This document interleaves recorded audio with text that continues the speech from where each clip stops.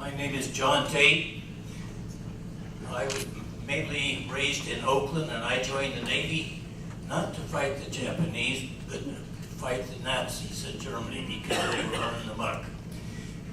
But anyway, I got in there, and I joined this, went down to San Diego and went through boot camp, and after boot camp, a brand new light cruiser, the USS St. Louis, came around from the East Coast. And I got boarded, and a few days later we were out in Hawaii.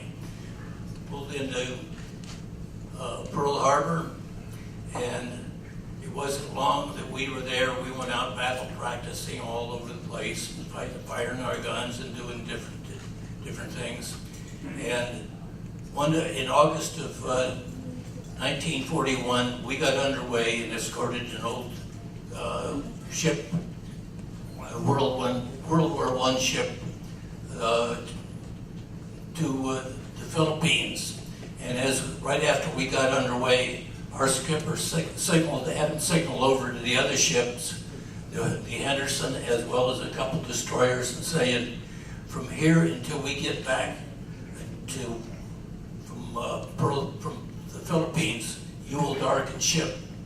The Henderson, this old ship, decided they'd signal back and says, we're non-combatant, we don't play war games. Well, it wasn't long before they were in the war with us. I was a third class ship petty officer when the war broke out. I did 22 years in the Navy and ended up as a senior chief pipe fitter. The USS St. Louis was tied up in the Navy Yard at Pearl Harbor when the war started, alongside the USS Honolulu. And as we started getting underway, the admiral on the Honolulu hollered over at our skipper and says, George, you'll never get out of the harbor because the Nevada is blocking the channel. And our skipper says, I'll push it to one side if I have to, but I'm getting out of here. So we got underway, and it was an 8-knot channel out to the ocean. No ship was supposed to go faster than 8 knots through there because it was a knot-aligned channel.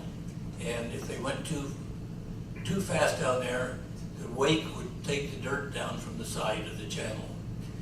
But anyway, by the time we got to the mouth of the channel, we were doing 28 knots in an 8-knot channel.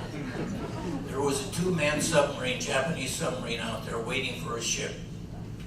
They fired 2 torpedoes at us, but they were too soon, and there was a coral reef that took the hit, and the torpedoes exploded there.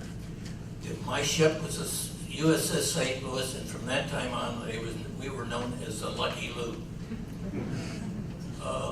We went out and cruised around, and we were told that the Japanese were landing troops over on one island, and we went over there, and they weren't. We told, well, there was a